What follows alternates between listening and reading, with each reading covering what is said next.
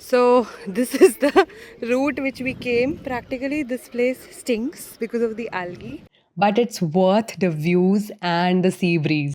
2.5 hours from Reading, and we are chasing the Kent coast. From Viking Bay to Botany Bay, it's really sunny today, and let's go to Broadstairs. So we started from Reading and reached to Broadstairs by early afternoon, and we started walking towards Viking Bay. It's like jam-packed beach, but it's really very pretty. And the highlight of this place was actually these colorful seaside cabins. They are also called the beach huts or the beach chalets. And these are very beautiful for pictures. So we just took few pictures here and then started our walk. So basically from this place you can hire your boat as well. Look at the beautiful place.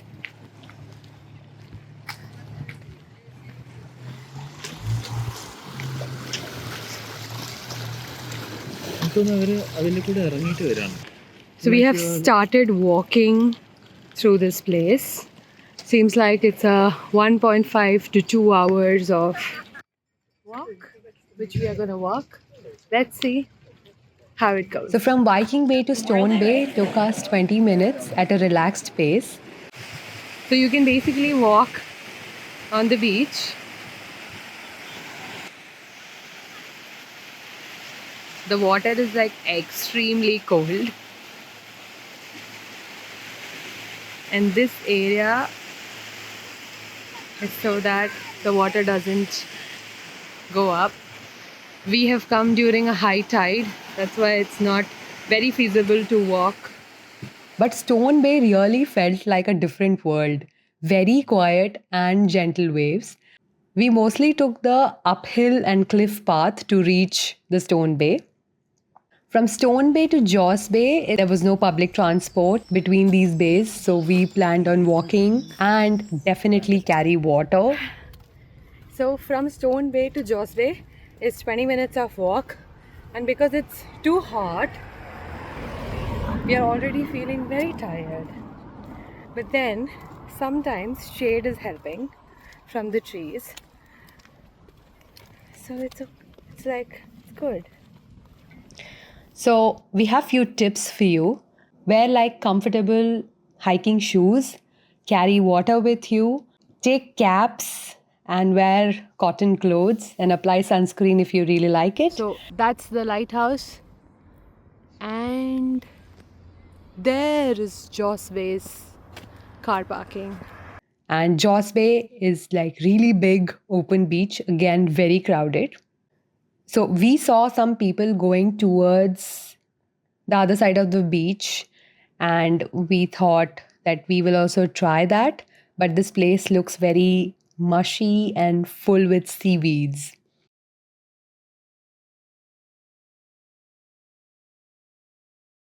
So this is the route which we came. Practically this place stinks because of the algae. So you have to be really careful, and if you don't have a shoe which doesn't have a good grip, please don't walk. Look at how the waves have formed on the sand. Also, after that small patch, I think we have reached the King's Gate Bay.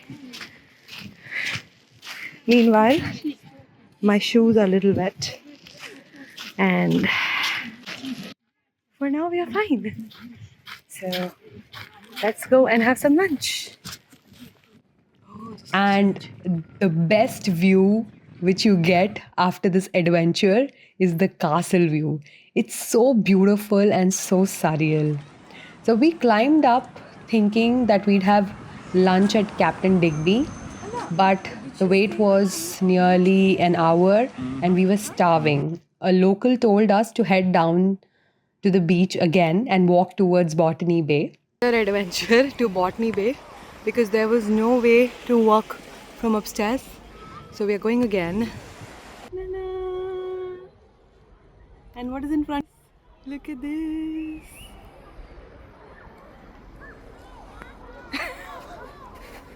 Don't fall.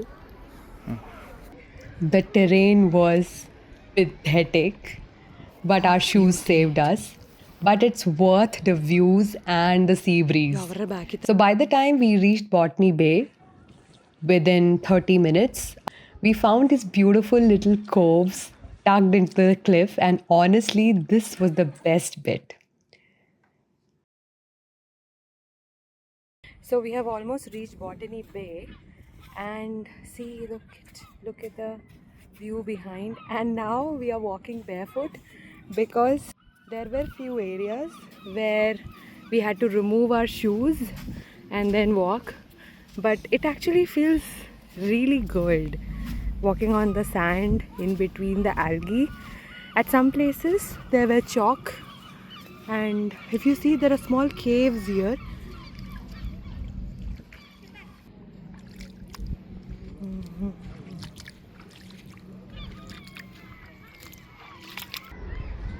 We found a very nice place here. Looks like this. So we thought we had a bus straight from Botany Bay for lunch, but the bus frequencies can dip and the route can change because of high traffic. So we did a quick Tesco lunch, and then we decided to go to Shell Grotto in Margate. The Shell Grotto is a subterranean tunnel. It's actually covered with 4.6 million shells, and it's about 20,000 square feet mosaic. It was discovered in 1835, and nobody really knows who built it or why it was built. And it's actually GI listed. And it is honestly the most fascinating thing we have seen in UK. It was blazing hot. It was really hot outside by the time we reached Shell Grotto. But I must tell you that inside the grotto, it was like so cold. It was as if this place was made for some temperature control or something, really cold and so soothing when the outside temperature was super high. I don't know, it was a miracle, but it really worked out. If you are using buses around Margate, Broadstairs, and Ramsgate, the stagecoach loop runs in the circuit frequently. That's what we took. We took a day rider day ticket, hop on and hop off for the whole day. We headed back to Broadstairs after the grotto, grabbed a evening snack at Sardine, and definitely you can't skip Morelli's Gelato here. This is one of the most classic place in front of Viking Bay since 1932. After having lunch, now we are enjoying ice cream from Morelli's. Morelli's, yes. So we went to Margate, but then we came back to Broadstairs just to have this ice cream. And the flavors are really good. And then to end our day, we went to Margate Beach for the last look. It was jam-packed, more than the rest of the beaches we saw. And finally, we came back to Reading by 9 p.m. We were really tired, but with full of memories. It was a day full of adventure, sun, and chalk white drama. If you like the video, please share it with your friends and subscribe to our channel for more such adventurous videos.